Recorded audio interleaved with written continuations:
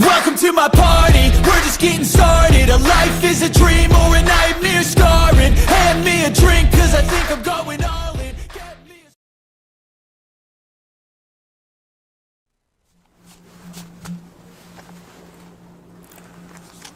안녕하십니까. 아시아투데이 TV에서 보내드리는 라이브 방송 송국근의 현장 정치입니다. 자, 오늘 9월 3일 순서 시작합니다. 오늘 그 정치권에 한 가지 뭐 이슈가 있었죠. 뜨거운 이슈가 아니고 좀 이해할 수 없는 어처구니 없는 이슈가 오늘 하루 종일 여의도 정가를 감쌌습니다.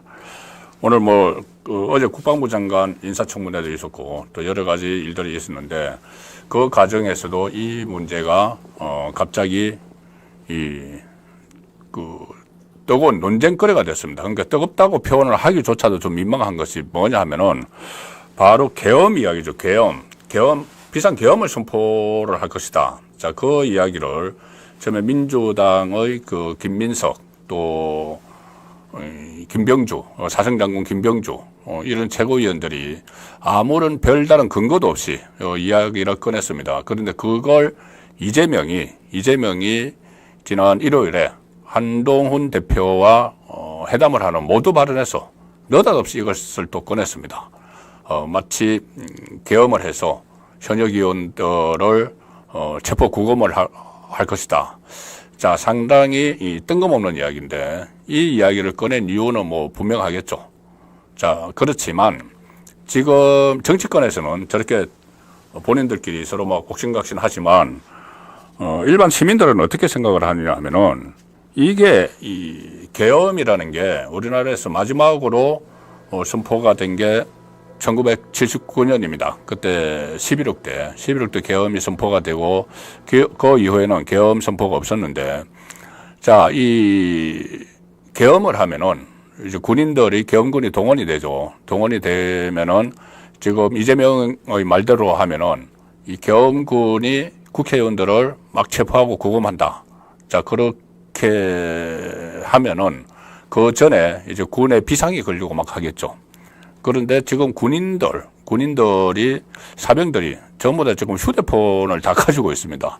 휴대폰 가지고 일과 시간 이후 서로 뭐 가족들하고도 연락을 하고 막 이런 거기 지금 일상화되어 있죠. 문재인 정부 때부터 그런 걸 만들었습니다. 자, 그런 상황에서 무슨 계엄을 발동을 해가지고 국회의원들을 구금하고 뭐 체포하고 하느냐 뭐 이런 이야기도 나오지만 기본적으로 만약에 지금 대통령이 이 계엄령을 발동을 한다. 그런 이제 계엄사령관이 임명이 된다. 그런 계엄사령관이 이 주요 지휘관들 이제 계엄을 하면 각 지역에 이 계엄 사령부가 설치가 되죠. 그러면 거기서 뭐 일선 지휘관들 뭐 대대장이나 뭐 연대장이나 이런 지휘관들에게 국회의원들 잡아오라고 한다. 자, 국회의원들 잡으러 가겠습니까? 나중에 이게 무슨 본인들이 어떤 일을 당할지 모르는데 아예 가정 자체가 안 되는 겁니다. 물론 헌법의 77조에 대통령의 계엄령 발동권이 있지만 그 계엄령을 발동을 해도 이 국회의원이 과반수 이상이 이렇게 그 해제를 요구하면 즉각 해제를 해야 됩니다. 지금 민주당은 과반수가 훨씬 넘고 있죠. 자, 그 상황이고 또 하나. 이건 군대에 대한 모독입니다. 이재명이 계엄령을 이야기하는 것은 계엄령이 마치 군인들이 뭐 정치적으로 막 활용이 돼가지고 이용이 돼가지고 이 국회의원들 야당 국회의원들 잡으러 간다. 이거는 군대 대한민국 국군에 대한 모독이고 또 하나는 국민에 대한 모독입니다. 국민이 만약에 그런 상황이 벌어지면은 그냥 두고 보고 있겠습니까 지금? 자. 그래서 이 어처구니 없는 이것을 하는 이유, 왜 이재명이 왜 이러는지 이 부분은 잠시 후에 살펴드리기로 하고 일단 지금 시작을 하면서 오늘 하루 종일 지금도 뭐 여기저기서 막 논쟁이 벌어지고 있는데 TV 시사 프로그램이나 이런 데서 너무 황당한 일이라서 정말 21세기 대한민국에 이런 논쟁이 벌어질 수 있는가 저도 의아할 정도입니다. 자, 그 부분을 잠시 후에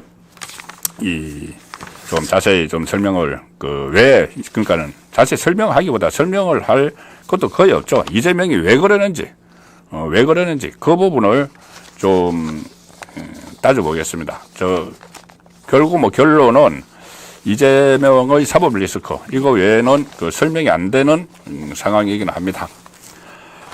그래서 오늘도, 일부에서는 아시아투데이 기사 지면 심층 분석을 해드리겠습니다. 기사의 행간을 좀 읽어보고, 어떤 의미가 있는 건지, 오늘 인터넷판으로 나온, 최신 뉴스를 중심으로, 말씀을 드리고, 그 다음에 이슈 집중 해부를 할 텐데, 오늘의 시청 포인트는 제가 썸네일에서 이렇게 표기를 한 내용이 주가 됩니다. 문다혜의 제주별장 비밀장부. 이 비밀장부라는 이름은 물론 제가 붙인 겁니다. 어떤 비밀장부를 가지고 있다는 건 아니고, 문다혜 씨에게, 수상한 돈들이 계속 문다혜 씨에게 가고 있다. 수상한 돈이. 자, 그래서 그 돈이 과연 성격이 뭘까? 어디서 났을까? 왜 이 문다혜 씨가 사실 어떤 생활 능력이 안 돼서 서창호 씨와 결혼하고 나서 이 문재인 부부가 계속 돈을 보내다가 생활비를 보내다가 그 다음에는 태국으로 이주를 해서 타이스타제 서창호 씨가 전부를 취업을 해서 생계를 유지하고 하다가 귀국해서 이혼을 하고 가 있었는데 청와대에 들어가셨죠. 그 자녀 데리고 혼자서 이혼하고 혼자서 문다혜 씨가. 그런데 임기가 끝나고 바로 2개월 있다가 제주도 별장을 샀다. 3억 8천만 원 주고 근저당도 없이. 자, 그런 일들이 이 문다혜 씨에게 돈이 집중적으로 가고 있는 그런 상황이 하나 지금 보입니다. 이 김정숙 씨가 5천만 원을 보자기에 싸가지고 청와대 직원에게 줘서 이 김정숙 친구에게 줬고, 그것을 또 김정숙 친구가 문다혜 씨에게 또 무통장 입금을 했다. 그리고 경호원들과의 돈관계, 돈거래. 자, 이런 부분도 있기 때문에 마치 비밀 장부가 있는 것 같은 느낌이어서 제주 별장 비밀 장부 이렇게 썸네일에 따르는데, 이것도 오늘 시청 포인트 중에 하나입니다. 그리고 국회의원 42명 체포작전. 자, 국회의원 42명을 체포를 할 수도 있다고 이재명이 이야기했습니다. 이재명 입으로 42명 이렇게 한 건 아니지만, 국회의원들을 체포 구금해서 계엄령을 발동을 해서 체포 구금한다. 이런 어처구니 없는 이야기를 제1야당 대표가 전 국민이 본 그 가운데 TV 생중계로 중계가 되는 속에서 그런 이야기를 지금 했습니다. 국회의원 42명 체포작전. 이게 대체 뭘까?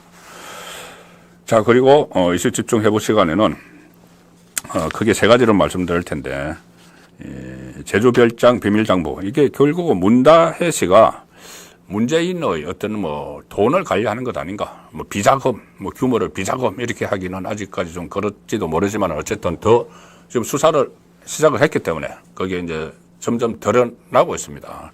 그래서 이 모든 돈이 왜 딸에게로 가고 있을까? 도대체 무슨 일일까?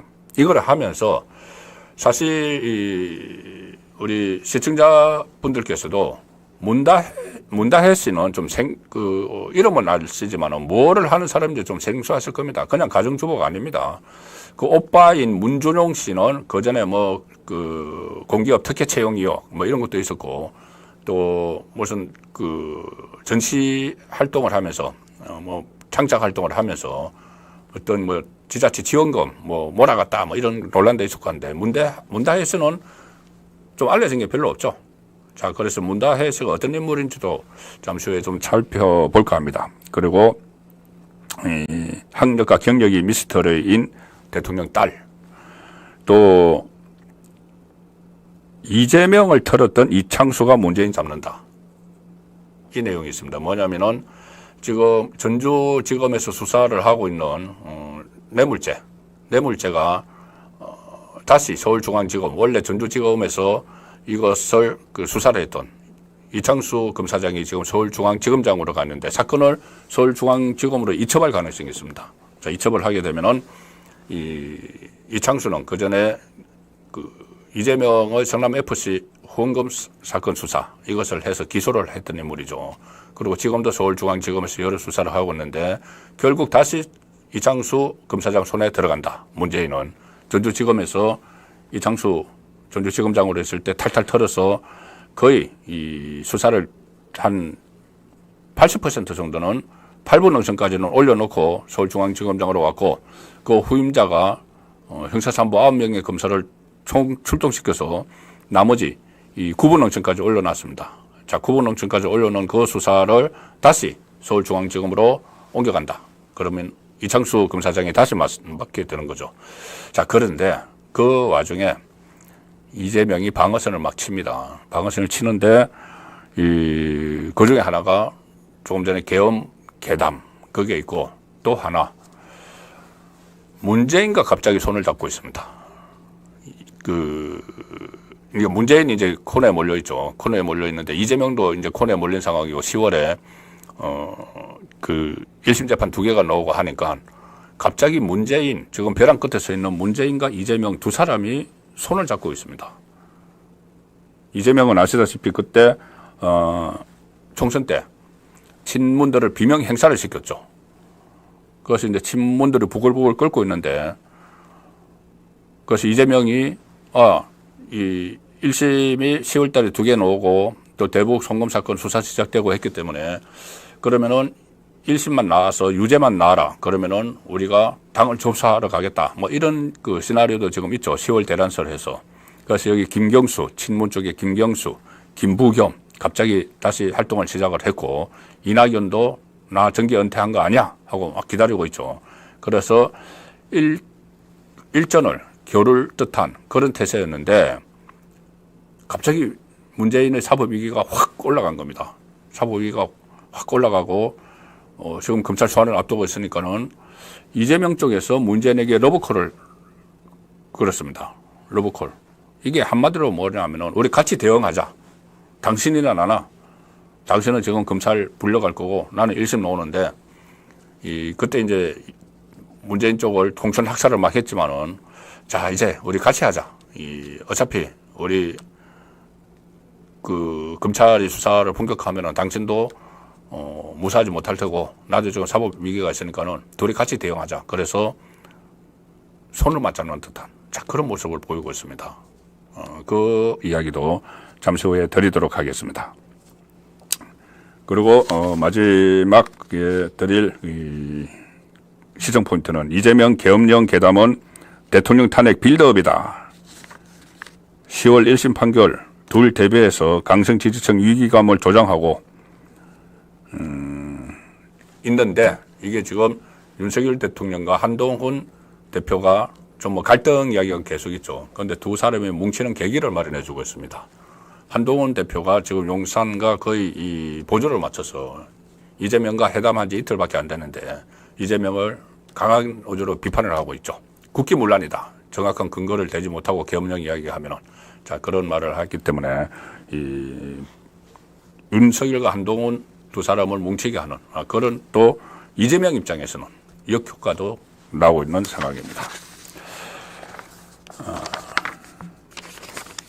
우선 그 아시아투데이 지면 심층 분석부터 하겠습니다. 지금 심우정 검찰총장 후보자 인사청문회 오늘 진행이 됐는데 제가 조금 전까지 이제 보다 왔는데 아마 계속 진행이 되고 있는지는 아직 모르겠습니다. 그런데 오늘 인사청문회 있었습니다. 인사청문회 하루 하죠. 그래서 오늘 아시아투데이 처음에 소개해드릴 기사는 심우정 검찰 할일 해야 국민이 신뢰한다. 자료 제출 두고 공방이 벌어졌다.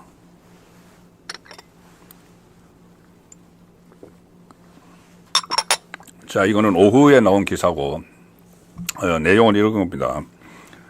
심우정 검찰총장 후보자가 지금 검찰은 그 어느 때보다 국민이 바라는 검찰의 역할에 충실해야 할 때다. 자, 검찰 지금 상당히 중요하죠. 이재명하고 조국이 검찰을 없애겠다고 하는 판입니다. 조직을. 그래서 검찰이 마땅히 해야 할 일을 다할 때 국민의 신뢰를 얻을 수 있을 것이라 믿는다. 이런 표현이 어떻게 보면 좀 원론적인 표현이지만 이게 지금 워낙 검찰 상황이 뭐 검사 탄핵을 하고 막 이런 일이 벌어지고 있기 때문에 심각하게 받아들여지는 그런 측면이 있는 거죠. 국회 법사위에서 열렸죠. 그리고 강력 마약범죄, 보이스피싱, 다단계 전세 사기 뭐 이런 데 대해서 민생 침해 범죄에도 총력을 다하겠다 이렇게 했는데 모든 청문회가 항상 보면 이제 기세 싸움을 하면서 시작할 때 자료 제출을 두고 공방을 벌입니다. 공방을 벌였는데 오늘도 이런 공방이 있었고 뭐 중간에 정회를 하다가 다시 속개가 되기도 했는데 가장 중요한 건 이거죠. 자, 이원석 검찰총장 이제 9월 15일 되면은 임기가 만료돼서 나가고 이제 심우정 검찰체제가 들어서는데 심우정 검찰총장이 이걸 과연 문재인 수사 제대로 할 것인가? 지금 이원석 검찰총장은 문재인의 이 전주지검에서 벌이던 뇌물 사건 수사를 오히려 문재인에게까지 가는 걸 막았었다는 그런 이야기가 지금 법조계 정가에 파다하죠. 그러면은 심우정은 어떻게 할 것인가? 자, 이 부분인데 일단은 이 심우정 검찰총장이 직접 수사를 하는 것은 아니죠. 아니고 이게 조금 전에 말씀드린 대로 문재인 수사를 중앙지검으로 가져올 가능성이 있습니다. 지금 현재로서는 서울중앙지검 지난 5월 달에도 이것을 어차피 문재인 정부 청와대 수사니까 청와대 참모들을 그때 막 불러들였죠. 그리고 최근에도 임종숙 조국을 막 불러들였고 그다음에 문재인 김종숙 문다혜 불러야 됩니다. 그런데 전주지검에서 하기는 이게 좀 아무래도 좀 한계가 있지 않느냐. 자, 이런 이야기가 나오죠. 그래서 특수분야 검사들이 많은 서울중앙지검으로 사건을 다시 가져갈 것이다. 지금은 이원석 검찰총장이 아직 며칠 남았으니까는 반대해서 못하지만 심우정 체제가 들어서면 아마 이 일부터 할 거라는 거죠. 아마 1부터 해서 서울중앙지검으로 다시 배치. 그러면 심우정 검찰총장은 기획통, 수사통은 특수통이 아니다, 기획통이다 이런 이야기를 듣고 저 합리적 온화함 뭐 이런 게 있는데 지금은 합리적 온화함이 검찰로서는 이게 그 범죄자에 대해서는 그것과는 뭐 좀 다른 차원의 이야기로 개인의 성품 이야기고 어쨌든 지금 심우정 체제가 들었으면은 심우정 그리고 서울중앙지검 이창수 이 투톱 체제가 완성이 되는 겁니다. 만들어지는 겁니다. 지금까지 이원석 검찰총장과 그 이창수 서울중앙지검장 투톱은 안 맞았죠. 결이 안 맞았죠. 그런데 심우정은 윤석열 대통령이 새로 이제 지명을 했고 해서 이 투톱 체제가 완성이 되면은 상당히 수사가 좀 신속하게 이루어질 수 있다. 자, 그런 건데 오늘도 문재인을 겨냥한 검찰 수사와 관련해서 질문이 나왔습니다. 질문을 누가 했냐? 이성윤이 했습니다. 이성윤. 친문 검찰의 대표적인 인물이죠. 문재인의 그 경희대 법대 후배. 그래서 서울중앙지검장으로 끌어올려줘서 이성윤이 윤석열 검찰총장과 계속 대립각을 세웠던 그 이성윤이 지금 민주당 국회의원이 되어 있죠. 그래서 이 법사위 인사청문회에서 검찰총장 후보자, 심우정 후보자에 대해서 질문을 하는데 처음부터 끝까지 문재인 이야기입니다. 자기의 보스. 자, 이렇게 이야기합니다. 문재인 전 사위 채용 특혜 의혹 수사와 관련해서 이런 검사를 누가 신뢰하느냐. 이쯤이면 검찰은 완전히 폐지해야 한다. 면서 검찰을 공격을 하죠. 그러니 심우정 후보자가 여기에 대해서 검찰은 현재 모두 법과 원칙에 따라서 수사를 진행하고 있다. 그러면서 한마디 덧붙입니다. 뭐라고 덧붙이느냐. 아니 수사는 본인이 말은 안 했지만 속으로 그렇게 했죠. 당신도 검사 출신 아니야? 이성윤. 서울중앙지검장까지 했잖아. 자, 수사는 수사 ABC를 이야기합니다. 검찰총장 후보자가 서울중앙지검장을 지낸 그 이성윤에게 훈계하듯이 물론 이 표정에는 그런 거 담으면 안 되죠. 근데 제가 항상 이 행간을 읽어드린다고 하지 않습니까? 아시아투데이 지면 분석을 할 때 행간을 읽어드리는데 제가 주력을 하고 있는데 이야기는 이렇게 합니다. 심우정 후보자가 아니 수사는 법원의 사법적인 통제를 받아가면서 영장에 의해서 진행하고 있다. 그것도 모르느냐 이 말이죠. 압수수색, 문다혜, 뭐 제주도 별장, 서울 부암동 주택, 또 저기 그 서대문에 서울 서대문에 있는 사무실 전시 뭐 기업 사무실 압수수색 한 거 다 영장에 의해서 하고 있는 거다. 자, 그런 이야기죠. 자, 그것을 수사의 기본을 지키고 있다. 자, 이렇게 확실하게 이야기를 했습니다. 검찰청 폐지에 대해서도 또 이성윤이 물었네요. 본인이 얼마 전까지 검사장을 지내고 서울중앙지검장을 지낸 인물이 이재명이 자기 국회의원 시켜줬다고, 이재명 누가 봐도 이재명 방탄을 위해서 막 검사도 탄핵을 하고 또 검찰청도 없애서 아예 검사직을 없애버리겠다. 검사라는 명칭이 없어집니다. 지금 이재명 쪽에 민주당이 발의한 법대로 하면은 검사가 없어지는 겁니다. 그냥 수사관으로만 다 남고 검찰청은 없어지고 공소 유지만 하는 공소청, 그리고 수사는 국무총리 산하로 가서 수사관들만 있는 겁니다. 검사가 없어지는 거죠. 검찰청이 없어지고. 그런데 이걸 서울중앙지검장, 검사장을 얼마 전까지 지낸 이성윤이 폐지 필요성을 이야기를 하는 겁니다. 사실상 이렇게 묻는 것은. 이재명의 뜻에 맞춰서. 여기에 대해서 심우정 후보자는 당연하죠. 전혀 동의하지 않는다. 검찰이 현재 모두 법과 원칙에 따라 수사를 진행하고 있고 진행되는 수사는 사법적인 통제를 받아가면서 영장에 의해 수사를 진행하고 있다. 이렇게 오늘 단호하게 인사청문회에서 이런 말들이 나왔습니다. 그래서 저는 개인적으로 좀 심우정 후보자의 표정이나 또 말을 원론적인 이야기지만은 거기 말 뜻을 풀이를 해보면은 상당히 믿음이 간다는 느낌을 받았습니다. 그래서 2년 동안 윤석열 대통령이 상당히 국정 운영에 고생을 한 이유 중에 하나가 사실은 이재명 문재인 세력이 제대로 법대로 불공정한 그 행위들이 처벌되지 못한 탓이 큽니다. 지금부터라도 심우정 검찰총장 체제에서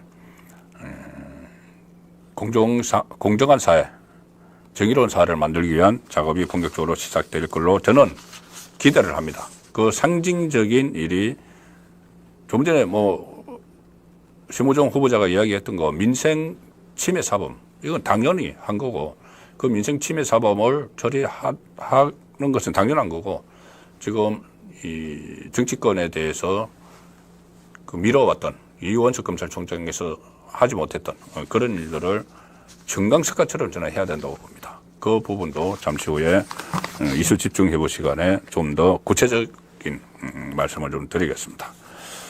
그리고 오늘 두 번째 지면 신청 분석은 한동훈 당대표 이야기입니다. 이건 제가 짧게 전해드리죠. 한동훈 당대표가 취임 후에 첫 TK행 7.23 전당대회에서 당선됐으니까 이제 한 달 한 열흘 만에 보수의 심장이라는 TK를 찾아갔다. 구미 찾아 박정희 생가도 방문했다.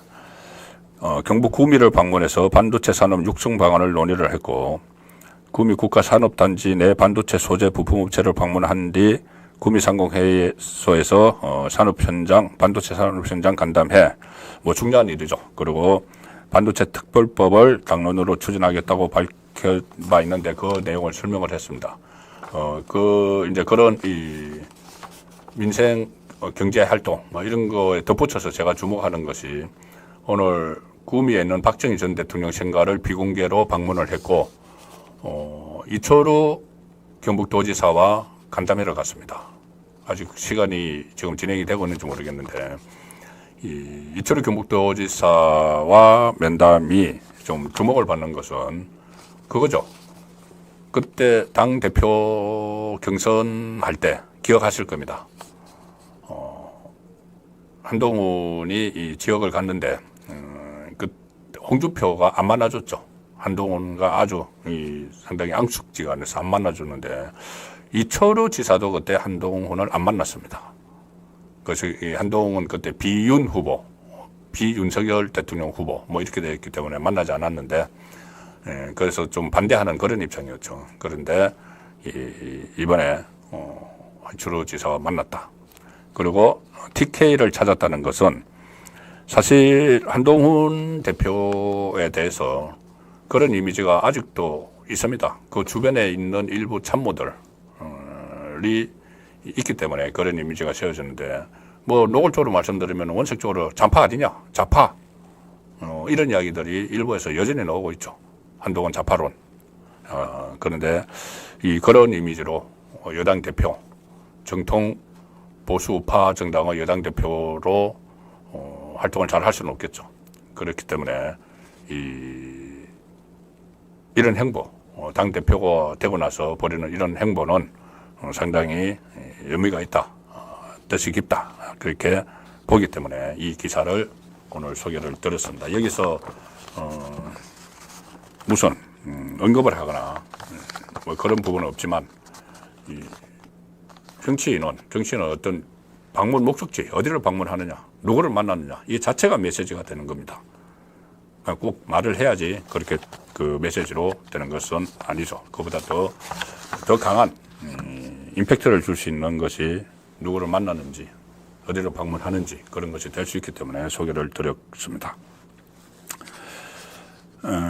아시아투데이 마지막 소개해드릴 기사도 역시 계엄령 관련인데, 윤상현 의원이 아주 핵심적인 부분을 짚은 것 같아서 제가 윤상현 의원의 발언을 소개를 드립니다. 이게 이 코리아 디스카운트 키우는 자충수다. 지금 지면에 나오고 있죠. 인터넷판 신문입니다. 윤상현 이 계엄령 발언, 코리아 디스카운트 키우는 자충수다. 이게 어떻게 보면 정말 중요한 대목을 저는 짚었다고 봅니다. 윤상현 의원이 외교통일위원장도 하고 국제적 감각이 있죠. 자, 그래서 그런지 몰라도 이 부분을 짚었는데, 일단 이재명의 계엄령 준비 발언에 대해서 코리아 디스카운트를 키우는 괴담이다, 이렇게 반박을 했습니다.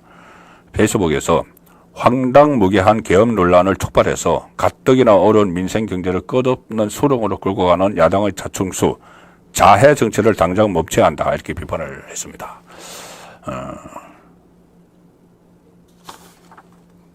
그리고 계엄령이 선포되면은, 자, 이게 이제 코리아 디스카운트라는 거죠. 계엄령이 선포가 되면은 그 나라가 전쟁 상황 또는 준전시 상황에 놓였다는 것을 의미한다.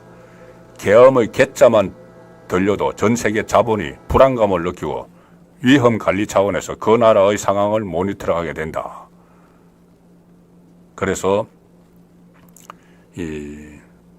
지난달에 미국발 경기 침체, 그리고 AI 기술적 약세에 따른 블랙 먼데이가 있었죠. 블랙 먼데이로 우리 금융시장이 크게 요동친 일이 있었는데, 금융시장의 충격은 대외 의존도가 높은 우리 경제에 치명적이다. 자, 그래서 이런 것들을 더 우리 경제를 불안한 것처럼 보이게 만든다는 겁니다. 이재명이. 자, 대통령 선거에 출마하고, 다음 또 대통령이 되겠다고 하고, 지금 제1야당 대표고 국회의원이고,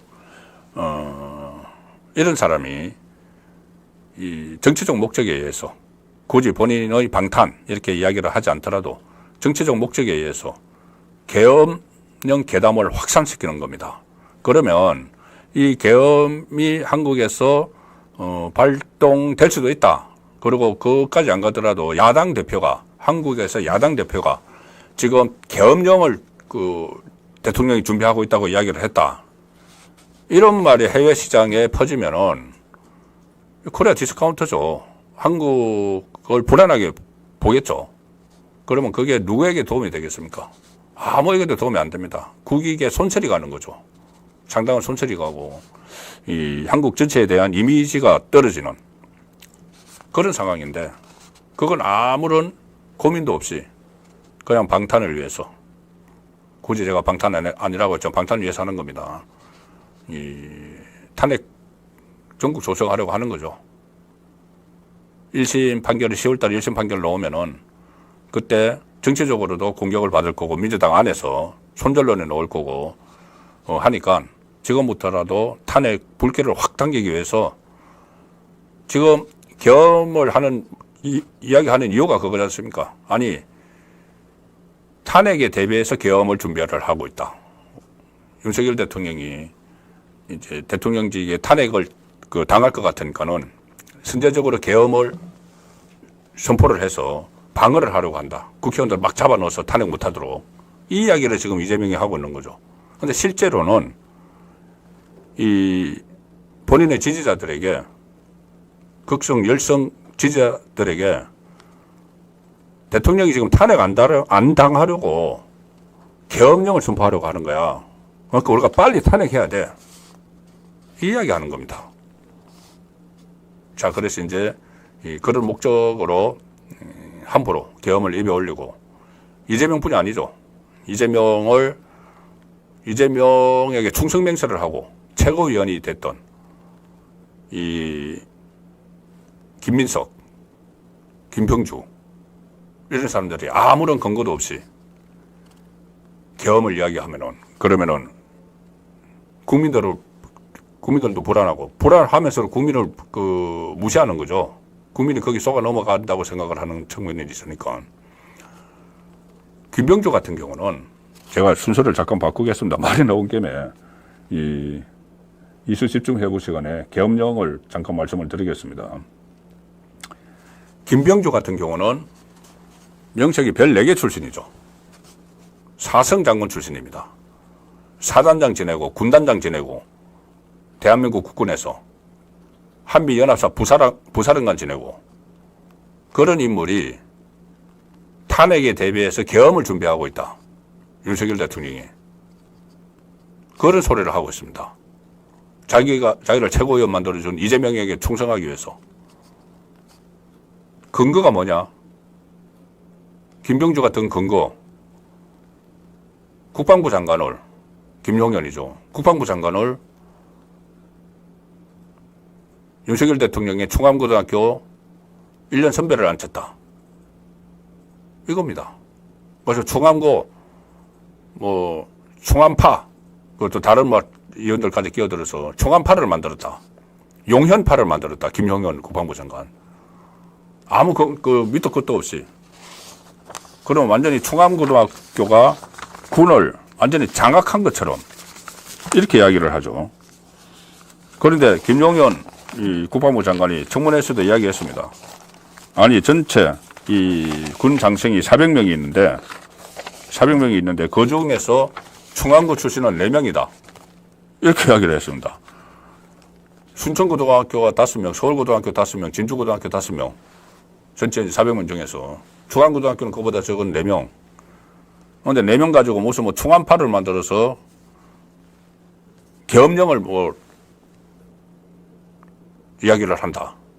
이런 식의 사성 장군이 지금 계담에 앞장서고 있는 것이죠. 자, 왜 그러는지 제가 오늘 여기와 관련해서 다양한 여기저기 논쟁들이 막 일어났는데, 저는 정말 그걸 보면서 한심하다는 생각을 했습니다. 이게 우리나라에서 무슨 계엄, 지금 사문화되다시피 한 거고, 심지어 김민석은 이런 이야기까지 오늘 했습니다. 일단 오늘 조선일보에서 보도를 뭘 했냐면은, 제가 이 국회의원 42명 체포작전, 이거를 좀 먼저 말씀을 드리면은, 조선일보에서 오늘 보도가 분석을 한 겁니다. 계엄을 유지하려면은 불체포 특권 야당 의원 42명을 체포를 해야 된다는 기사를 했습니다. 왜 그러냐 하면은, 자, 우리나라 헌법 77조 1항하고 3항에 보면은 전시나 이에 준하는 상황에서 국가 비상사태 때 계엄을 선포할 수는 있습니다. 자, 저 조선일보 기사가, 우리 PD님 찾아주시네요. 자, 그렇지만 헌법 77조 5항에 보면은 국회 제적의원 과반수 찬성으로 계엄 해제를 요구하면 대통령은 즉시 계엄을 해제해야 됩니다. 지금 현재 300석 가운데 민주당을 포함해서 야권이 192석을 가지고 있죠. 그러니까는 언제든지 이 계엄을 해제를 해달라 요구하면 대통령이 해야 됩니다. 자, 그런데 이재명이 하는 말은 뭐냐면은, 이재명과 민주당 일부에서 하는 말은, 계엄 해제를 요구하기 전에 민주당 야당 의원들을 잡아들일 거야. 구금할 거야. 그러면 몇 사람을 구금을 해야 되죠? 이 과반수로 안 되게 하려면. 지금 192명이니까, 야당이 192명이니까는 42명 이상을 체포해야 됩니다. 체포해서 투표 못하게 해야 되는 거죠. 42명 이상을. 그러니까는 야당 의원 42명을 잡아들일 수도 있다는 뉘앙스로 지금 결론적으로는 그 이재명이 그런 이야기를 한 거죠. 그래서 지금 이 상황에서 지금 우리나라 지금 우리나라 수준에서 국민의식 수준이나 군대 수준에서 지금 계엄을 선포를 해서 야당 의원들을 42명을 잡아들인다고요? 이게 지금 달나라 같은 이야기를 하고 있는 거죠. 그리고 또 하나.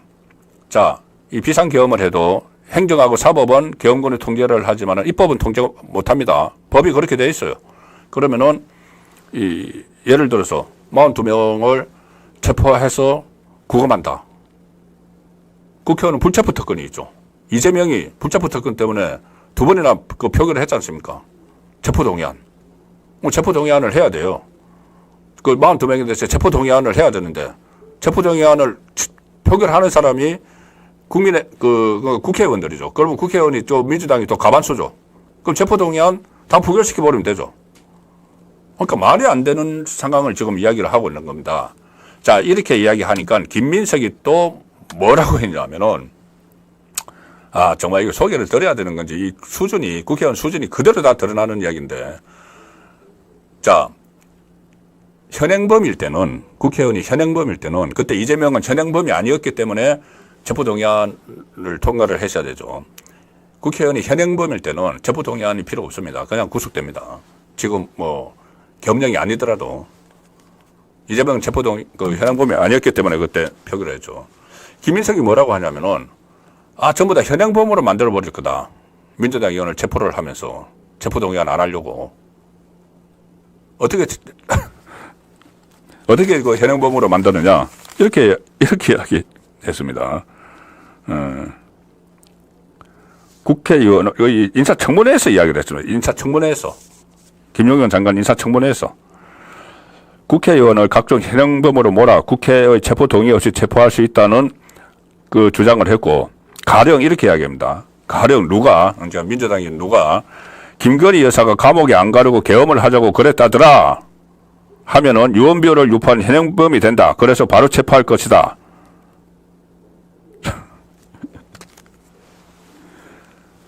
자, 이것이 지금 대한민국 제1야당 지도부의 수준입니다. 그런데 이게 왜 이렇게 하는가? 이재명 조금 전에 제가 말씀드린 대로 본인이 10월에 큰 위기가 닥치니까 1심 선고 그리고 그러면은 민주당 안에서 손절론이 벌어지고 하니까 어떻게 하든 그걸 막아보기 위해서 계담을 지금 퍼뜨려서 결국은 국민 수준도 이상하게 만들고 정치를 저렇게 이재명 보호를 하기 위해서 김민석이 저런 이야기를 하는 수준을 떨어뜨리고 코리아 디스카운트 윤상현 의원이 말한 대로 그런 엄청난 부담을 주면서 정치 놀이를 하고 있는 거죠. 본인이 살아남기 위해서 정치 놀이를 하는 상황인데, 자, 이게 제대로 먹히지는 않습니다. 조금 전에 제가 말씀드린 충암파, 용연파, 여기 아래 기사 내용이 있네요. 제가 조금 전에 말씀드린 대로 김용현 국방부 장관 후보자가 한 이야기입니다. 본인이 이제 충암고 나왔는데 군 장성이 400명 가까이 있는데 이 중 4명을 갖고 충암파라고 하는 것은 군의 분열을 조장할 수 있다. 그렇네요. 민주당 의원들은 충암파 군벌을 형성하고 있다 했는데 국민의힘 의원들은 전체 장성 중 충암고 출신이 4명이고 서울고 진주고 순천고가 5명씩인데 그게 무슨 충암파냐? 이 말도 맞네요. 제가 조금 전에 국민 불안하게 만들고 대외 신인도 막 떨어뜨리고 정치인 수준 완전히 바닥으로 가버리게 만들고 했는데 군까지 이렇게 되면 분열을 시키는 이야기입니다. 군에 지금 제2의 하나회 이야기까지도 하는데 군에 지금 무슨 파벌이 있습니까? 그런데 마치 파벌이 있는 것처럼 야당에서 충암파, 용연파 아무 생각 없이 뒷감당도 못하면서 이런 말들을 퍼뜨리고 있습니다. 또 국정원 출신 박선원이라고 있는데 박선원 국정원 출신은 뭐 아무 밑도 끝도 없이 김용현 후보자가 군 인사에 개입한다. 계엄 준비를 위해서 군 요직을 자신에게 충성스러운 사람들을 채워넣었다. 자, 그 김용현 후보자가 청문회는 거짓 선동하는 자리가 아니에요. 이렇게 따끔하게 또 한마디 했습니다. 왜 이렇게까지 지금 이재명이 하고 있는지 본인의 사법 위기가 완전히 최고조에 달했기 때문이죠. 자, 그래서 오늘 시청 포인트 중에서 이재명 계엄령 계담은 대통령 탄핵 빌드업 이 부분을 먼저 진행을 하다 보니 이 부분을 먼저 해드렸고, 자, 지금부터는 문다혜의 제주별장 비밀장부 이야기입니다. 문다혜의 제주별장 비밀장부가 있는 것 같아. 느낌이 그렇다는 거죠. 실제로 보면은 제가 어제 2시 진행 시간에 말씀드린 내용인데, 모든 이 수상한 돈 흐름이 문다혜에게 집중이 되고 있습니다. 그 돈이 다 합하면은 거의 뭐 10억 가까이가 추정이 되는데, 그것도 앞으로 계속 수사를 하면 더 나올 수가 있겠죠.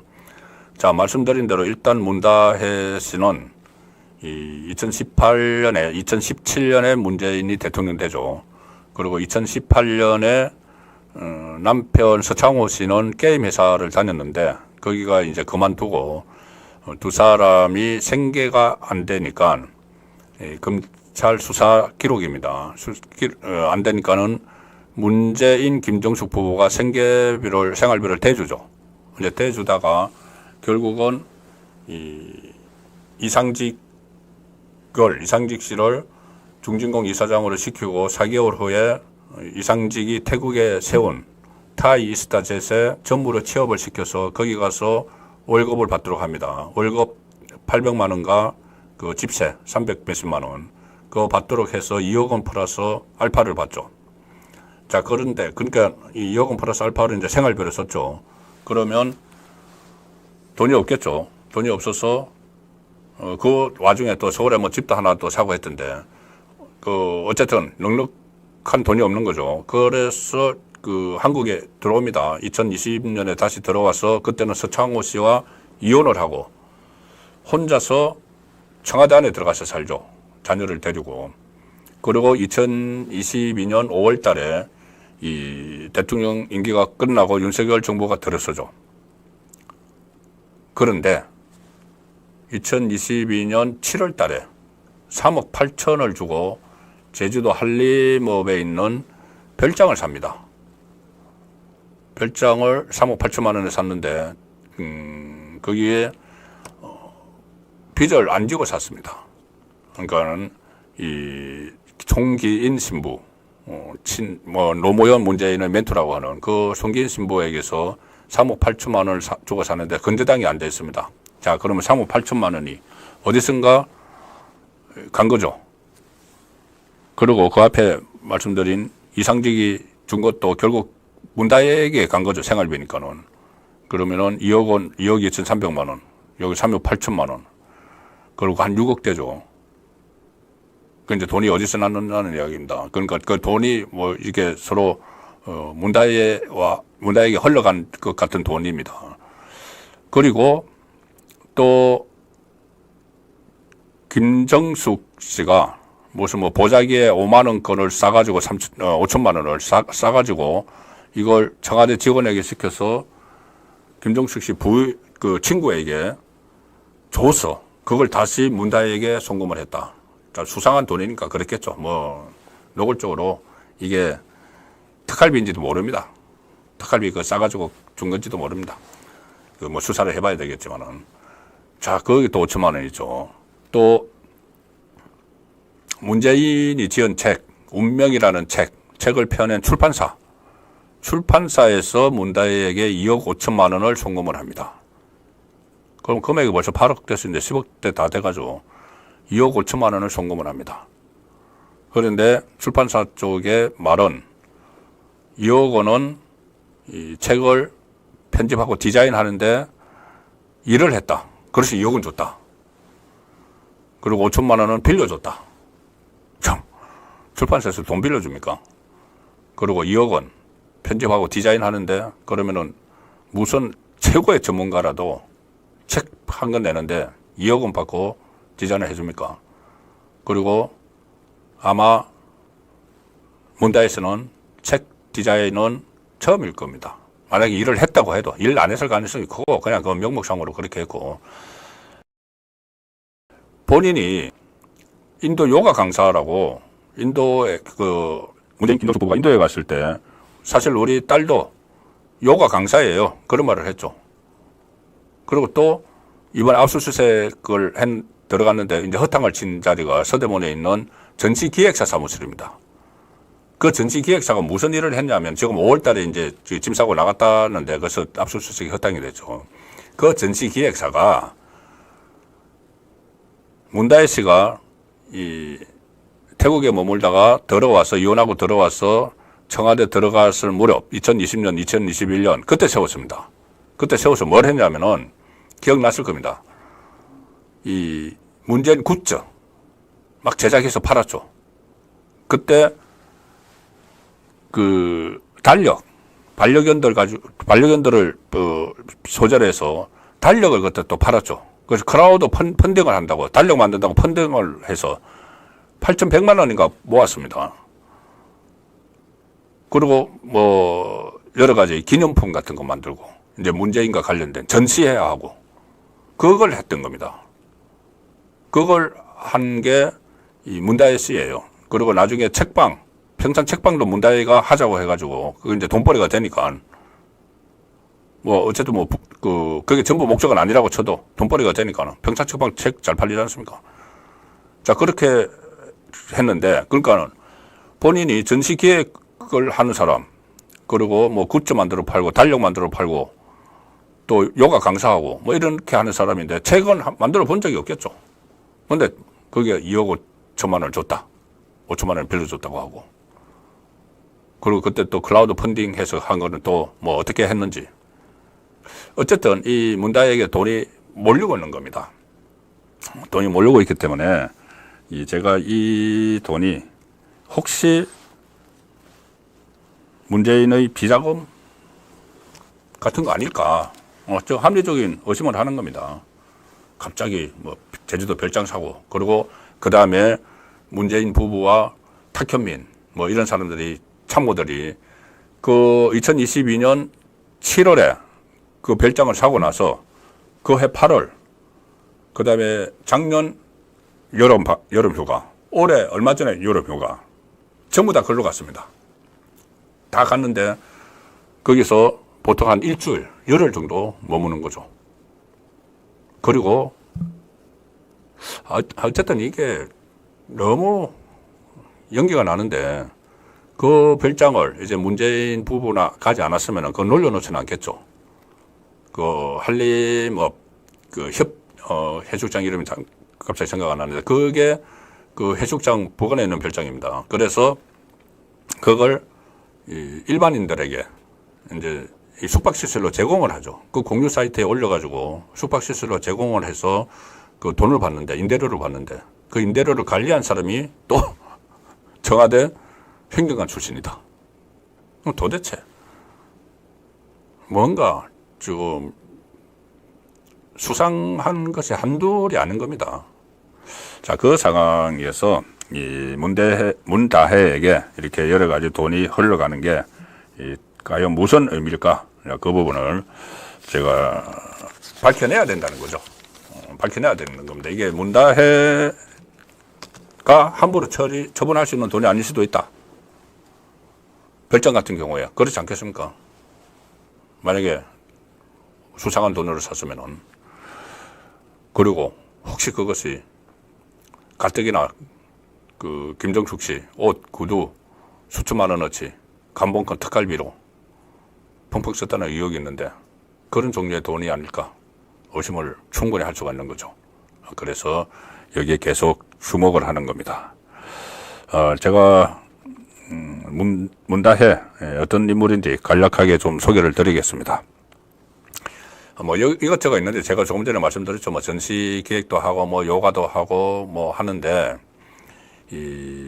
한 가지만 제가 말씀을 드리죠. 여러 뭐 반려견 달력도 있었고 청와대 간저 이혼하고 청와대 간저에서 지내고 인터넷 쇼핑몰을 뭐 운영을 했다는 이야기도 있고 뭐 있는데 문재인 정부 때 지금도 그렇죠. 지금 이재명도 코너에 몰리니까는 친일 프레임을 막 걸죠. 친일 반일 막 걸죠. 문재인 때 그게 다랬습니다. 조국이 그때 민정수석으로 있을 때인가요? 죽창가까지 꺼내들면서 그때 일본하고 무역 갈등이 있었을 때 죽창가까지 꺼내들면서 이 친일파 막 이런 프레임을 막 걸어서 우파 진영을 공격을 했죠. 자, 그런데 그 무렵에 일본의 산케이 신문이 2019년에 이런 보도를 합니다. 문다해 씨가 일본의 고쿠시칸 대학에 유학을 했다. 일본의 산케이 신문이 보도를 합니다. 유학을 했다. 그리고 그때 문다해 씨가 부산 외고 일본어과에 들어갔다가 중퇴했다는 소문도 돌았습니다. 이 고쿠시칸 대학은 일본의 거구들이 만든 대학입니다. 그 좌파에서 그렇게 혐오를 하는. 그게 문다해 씨가 들어갔었다. 유학을 했다. 그리고 부산 외고의 일본어과에 들어갔다가 중퇴를 했다. 자, 그런데 그때 당시에 청와대에 이 기자들이 확인을 요청을 하니까는 NCND로 나왔습니다. 긍정도 부정도 하지 않았다. 그러면 이것은 사실이라고 봐야 되는 거죠. 그런데 대통령 딸이 일본에 유학하고 그 거구 단체에서 만든 대학에 그리고 한국에 있었던 일본어과 그리고 또 이것도 어떻게 보면 또 격가지일 수도 있는데 뭐 김정숙 씨가 일본에서 그 부산에 살 때 뭐 일본식 꽃꽂이 학원에 다녔다 뭐 이런 이야기도 있는데 그건 격가지고 어쨌든 그렇게 일본을 적대시하고 하면서 딸은 일본 유학을 보냈다. 자, 이제 그런 문제들도 지금 문다혜 씨가 그동안 워낙 좀 미스터리한 인물이었습니다. 가끔 가다가 SNS에 글 올려가지고 이번에도 뭐 본인 압수수색 당하고 나서 돌에 맞는 개구리 코스프레를 했죠. 뭐 그전에도 뭐 자기 주변에 이제 그때 압수수색이 막 들어오니까는 뭐 아빠가 지금부터 무슨 뭐라고 했던가요? 뭐 그런 SNS 글 올리고 그런 일을 해와서 좀 미스터리한 인물 비슷하게 되어 있었는데 그 미스터리한 그 생활을 하면서 지금 금전적인 의혹이 불거졌기 때문에 이것이 밝혀져야 된다는 차원에서 제가 좀 말씀을 드렸습니다. 학력 경력이 미스터리인 대통령 딸 이야기였습니다. 자, 이재명 털었던 이창수가 문재인을 잡는다. 자, 그런데 이창수 분이 아닙니다. 조금 전에 말씀드린 대로 심우정 그 검찰총장 체제가 들었으면은 이창수 서울중앙지검장과 그 투톱을 이루게 되는데 이게 수사할 것들이 상당히 많습니다. 우선 저는 심우정 검찰총장은 이제 전체적으로 지휘를 하겠지만은 이창수 서울중앙지검장이 대단한 활약을 펼칠 것으로 봅니다. 모두에 제가 말씀드렸다시피 일단은 그 전주지검에서 수사하고 있는 거 뇌물죄 이재명 그 문재인 뇌물죄 이걸 심우정이 아마 취임하자마자 바로 서울중앙지검으로 보내줄 겁니다. 그러면은 자 서울중앙지검은 이창수 지검장이 지휘를 하고 있죠. 그런데 그 전에 전주지검에서 완전히 수사를 해왔기 때문에 이것을 가장 잘 알고 있는 이창수 지검장이 이제 정점을 찍겠죠. 제가 조금 전에 이창수 지검장이 8분 5성까지 올려놓고 왔다. 전주지검에서. 그 다음에 그 후임으로 온 박영진 지검장이 그 형사삼부 9명 검사를 전부 투입을 해서 임종석 조국을 소환을 했죠. 그리고 문대에 압수수색을 했죠. 그래서 구분영천까지 올려놨습니다. 구분영천까지 올려놓은 걸 다시 8분영천까지 올려놨던 이창수가 가져가는 거죠. 그러면은 마무리를 지을 수가 있는데 여기서 끝이 아닙니다. 지금 서울중앙지검에서 수사하고 있는 서울중앙지검에서만 수사하고 있는 문재인 관련 아주 중요한 사건이 하나 있습니다.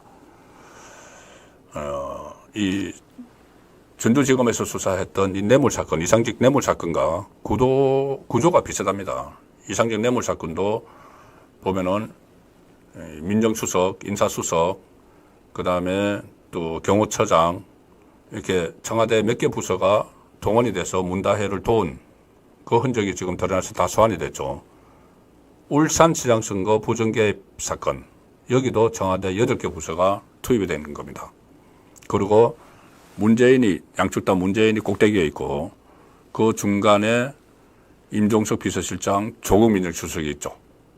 그런데 이쪽에 뇌물 사건은 조국, 임종석까지 소환이 됐습니다. 문재인 남았죠. 울산시장 선거 사건은 그때 한번 수사가 마무리가 돼서 황운하를 비롯해서 유죄를 받았습니다. 그리고 다시 재기 수사 명령이 떨어져서 서울중앙지검에서 수사를 다시 하는데 임종석과 조국에 대한 소환이 곧 있을 수가 있습니다. 새 검찰총장 체제가 들었으면은. 그러면 그 위에 문재인이 또 있죠. 자, 그렇다면은 서울중앙지검에서 이 큰 거 2개를 수사를 한다면은 수사팀이 별도로 꾸려져야 되겠죠. 따로따로 막 하는 것보다 서로 막 연관이 돼 있죠. 임종석, 조국도 같이 연루된 인물들이고. 그래서 서울중앙지검의 문재인 전담반 수사팀이 꾸려질 수가 있습니다. 그것뿐이 아니죠. 김정숙 씨 있죠. 김정숙 씨는 이 뇌물 사건에도 지금 관여가 되어 있습니다. 그리고 서울중앙지검 형사 2부에서 수사를 하고 있는 것들이 있습니다. 뭐냐면은 타지마할, 전용기, 그 안에 기내식, 이것도 부수적으로 들어가 있죠. 그리고 샤넬 그 재킷, 행방불명된 그 수사를 하고 있고, 또 감봉권 특활비도 고발이 되어 있습니다. 그럼 김정숙 수사도 서울중앙지검에서 하고 있죠. 그러면은 이 김정숙 수사까지 다 모아서 이 하나의 전담팀이 구성이 될 수밖에 없는 구도가 되는 겁니다. 그러면 대대적으로 이 전직 대통령에 대한 수사가 진행이 되는데, 자, 이 대목에서 중요한 사안을 하나 제가 짚어보겠습니다. 일단 이렇게 되니까는 이재명도 지금 서울중앙지검에서 계속 그 대장동 같은 것이 이제 수사를 받았고 재판을 받고, 수원지검에서 대북송금 또 재판받고, 또 성남지청에서 정자동 사건 수사받고 막 이러고 있죠. 그러니까 이재명과 문재인이 이 동맹관계를 맺으려고 합니다. 동맹관계를 어떻게 맺느냐 하면은, 그 전에는 잘 아시다시피 이재명이 총선 과정에서 친문을 공천 학살을 시켰죠. 공천 학살을 시켜서 조국을 통해서 지금 문재인이 좀 그 정치적으로 이제 숨을 붙이고 있는 그런 상황이었습니다. 그리고 그 다음에 문재인에 대한 사법위기가 최고조에 달았을 때도 별로 안 도와줬습니다. 이재명 쪽에서. 기억해 보시면은 전주지검에서 수사를 아주 세게 한다고 세 번이나 친문 의원들이 성명을 내고 했는데 친문만 그렇게 했죠. 이재명은 안 도왔죠. 자, 근데 이재명이 갑자기 문재인을 돕기 시작을 합니다. TF를 만들었습니다. 이 문재인 사건을 방어하겠다고 TF를 만들었는데 거기에 친명계 한준호를 앉혔습니다. 한준호가 이끌도록 했습니다. 자, 그리고 이 말로도 이 정치보복이다, 문재인 수사는, 이렇게 하기 시작을 했습니다. 자, 그러면은 본인 두 사람이 벼랑 끝에서 서로 일시적으로 결합을 해준 거죠. 결합해서 근황이 있는가? 윤석열 정부를 집중적으로 이제 공격을 할 겁니다. 그 탄핵 정국을 조성을 하겠죠. 그러면은 윤석열 대통령은 어떻게 해야 되는가? 윤석열 대통령. 오늘 각상도 의원, 전 의원이죠. 각상도 전 의원 50억 클럽에서 지금 그 배추도 날아갔는데, 원래 각상도 전 의원이 이 태국 사건은 집중적으로 파헤쳐서 그때 고소고발도 하고 태국도 다녀오고 했습니다. 저도 취재를 한 적이 있습니다. 자, 그런데 각상도 의원이 이런 이야기를 했습니다. 오늘 각상도 의원의 이야기입니다. 전 의원. 지금까지 문재인 사건이 제대로 수사가 이루어지지 않은 것은 윤석열 대통령의 의지가 없었기 때문이다. 윤석열 대통령의 의지가 없으니까는 이원석, 한동훈, 법무부 장관 한동훈, 검찰총장 이원석도 수사 안 한 거다. 이런 취지로 이야기를 했습니다. 자, 이것은 각상도 전 의원의 이야기입니다. 주장입니다. 자, 근데 그 주장과 별개로 만약에 조금이라도 그랬다면은 지금이라도 이것은 그대로, 원칙대로 수사를 하라고.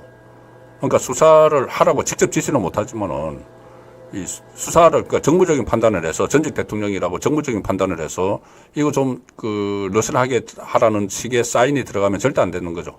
이거는 지금 정권이 걸린 문제입니다. 지금 이렇게 두 사람이 문재인, 이재명이 동맹을 맺는 것은 탄핵 국면으로 가기 위한 겁니다. 그런데 그걸 지금 검찰에서 수사를 본격적으로 지금 하고 재판도 열리고 있는데 잘못된 시그널을 줘서는 안 되는 거죠. 주면은 자칫하면 정말 정권이 무너집니다. 그러면 한동훈도 같이 무너지죠. 지금 상황에서는. 그렇게 하지 않겠지만 오늘 그 각상도 의원의 발언을 제가 접했기 때문에 높았으면서 전직 대통령에 대한 예우 뭐 이런 것은 지금 생각할 때가 아니다. 오히려 현 정권이 위험하다. 그 말씀을 드리겠습니다. 예, 9월 3일 보내드린 라이브 방송 songu권의 현장 정치입니다. 오늘 특별히 많은 분들이 관심을 보여주시고 시청해 주시고 또 격려도 해주시고 해서 정말 기운이 납니다. 예. 앞으로도 계속 제가 아투TV에서 songu권의 현장 정치 라이브 방송은 월요일 오후 2시 그리고 화요일 오후 6시, 금요일 오후 6시에 보내드리고 있습니다. 앞으로 좀 더 많은 준비를 해서 정말 현장 정치가 어떻게 움직이는지, 생생하게 돌아가는지, 자, 그런 부분들을 좀 더 취재하고 연구를 해서 찾아뵙도록 하겠습니다. 9월 3일 보내드린 오늘 순서는 여기서 마칩니다. 편안한 밤 되시기 바랍니다. 고맙습니다. Welcome to my party, we're just getting started. A life is a dream or a nightmare scarring. Hand me a drink, cause I think I'm going all in. Get me a